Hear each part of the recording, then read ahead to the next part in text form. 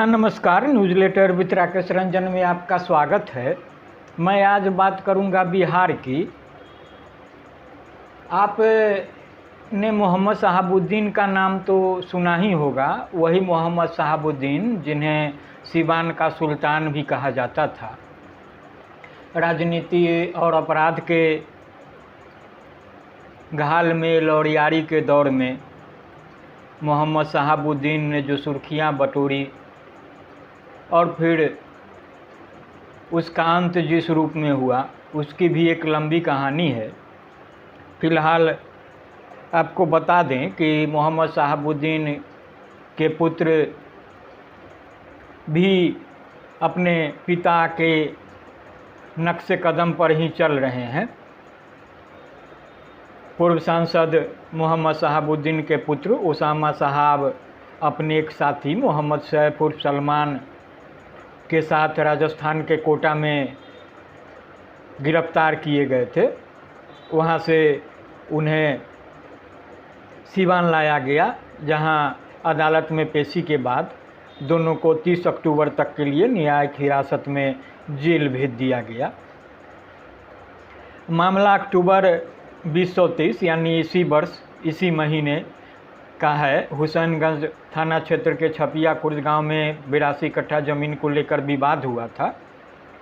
इसको लेकर हुसैनगंज थाना में उसामा और अन्य अभियुक्तों के विरुद्ध जान मारने की नीयत से गोलीबारी करने और अंगदारी मारने के संबंध में प्राथमिकी दर्ज हुई थी। जमीन के मालिक बनिया टोली निवासी अजय कुमार के पुत्र अभिषेक कुमार एवं स्वर्गीय दिनेश कुमार के पुत्र डॉक्टर रंजीत कुमार ने हुसैनगंज थाने में प्राथमिकी दर्ज कराई थी। इस मामले में 50 अज्ञात लोगों के साथ साथ उसामा साहब के अलावा मोहम्मद सैफ उर्फ सलमान, अविनाश व ऋतिक को नामजद किया गया था। आपको बता दें कि जब कोटा से दोनों को यानी उसामा साहब को और उनके साथी सलमान को सिवान कोर्ट में लाया गया तो गाड़ियों का लंबा काफिला उनके साथ था। ठीक उसी तरह जैसे मोहम्मद शहाबुद्दीन के साथ हुआ करती थी। मुझे याद है जब मोहम्मद शहाबुद्दीन को लंबी खींचतान के बाद बिहार के तत्कालीन डीजीपी डीपी ओझा के कार्यकाल में आत्मसमर्पण करना पड़ा था और वे जेल गए थे। उस जेल यात्रा के बाद कभी उन्होंने खुली हवा में सांस नहीं ली और दिल्ली की जेल में कोरोना काल में उनका निधन हो गया। तो गाड़ियों का लंबा काफिला उसामा साहब के साथ और कोर्ट के आदेश के बाद जेल जाने के लिए भी प्राइवेट गाड़ी में ले जाने की जिद। हालांकि बात ऐसी नहीं बनी। आपको बता दें कि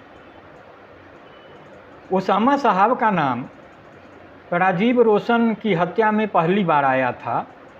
बात 16 जून 2014 की है।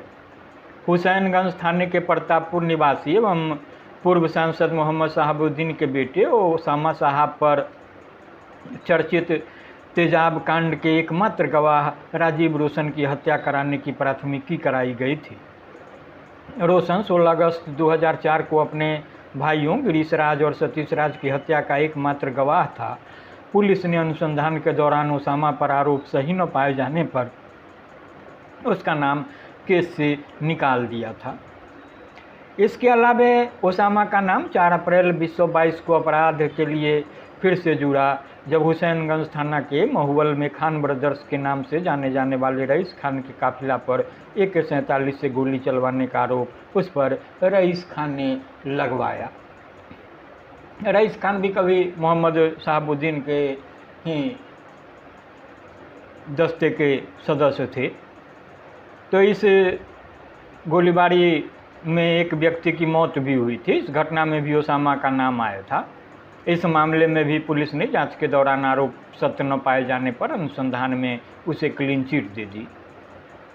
एक मामला बहन के ससुराल मोतिहारी में फायरिंग का भी है। मोतिहारी के रानी कोठी में भूमि विवाद में 1 अगस्त 2023 को मारपीट और फायरिंग हुई थी। मामले में दोनों पक्षों की तरफ से थाना में आवेदन दिया गया था। रानी कोठी में अपनी बहन के ससुराल में ज़मीन बंटवारे को लेकर चल रहे विवाद में अपने साथियों के साथ फायरिंग करने का उसामा पर आरोप लगाया गया है। इस मामले में पुलिस ने उसामा पर प्राथमिकी दर्ज की है। तो उसामा की हालिया गिरफ्तारी और जेल यात्रा के बाद अपनी प्रतिक्रिया में उसामा की मां या मोहम्मद शहाबुद्दीन की विधवा बेबा हिना साहब ने कहा कि यह कार्रवाई जो पुलिस की है यह देश से प्रेरित है। उनके बेटे को फंसाया जा रहा है।